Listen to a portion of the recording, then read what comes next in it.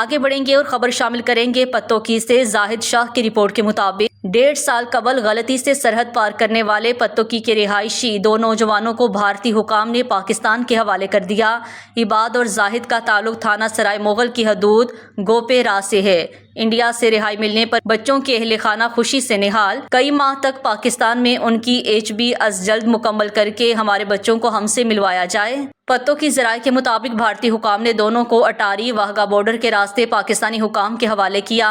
वालिदैन का कहना है कि हमारे बच्चे रिहा तो हो गए हैं मगर अभी घर नहीं आए। फिलहाल वो पाकिस्तानी सिक्योरिटी इदारों की हिरासत में हैं।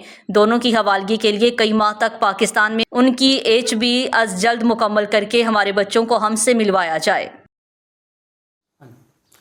जी साडे बच्चे जिहड़े ने अज तो 1.5 साल पहले गलती नाल बार्डर क्रॉस कर गए ने ते उस तो बाद ये वे कि साडे नाल मीडिया भी तावन बड़ा कीता है, पाकिस्तानी रेंजर ने बड़ा रोल अदा किया है। उस तो बाद जी अंबैसी जिहड़ी है साडी पाकिस्तानी अंबैसी इंडिया दे विच मौजूद और जवानों ने साडे नाल बहुत ही तावन किया है और सारे बच्चे जिहड़े ने इस टाइम उन्हां पाकिस्तानी रेंजर के हवाले कर दिते ने। तो पाकिस्तानी रेंजर अगे असी अपील करने गरीब होने के नाते कि अपनी तहकीकात पूरी करने तो बाद बच्चे जल्द अज जल्द सानू वापस कर दिते जान, मिला दिते जान। असी तो तरसे पे हैं जी उन्होंने मिलन वास्ते, तो बड़े परेशान हाँ।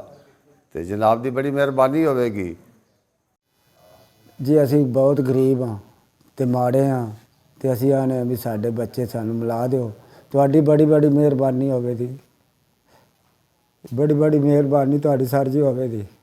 बच्चा मेरा इको एक बच्चा है जनाब, तो मैं तो तरस गया वा।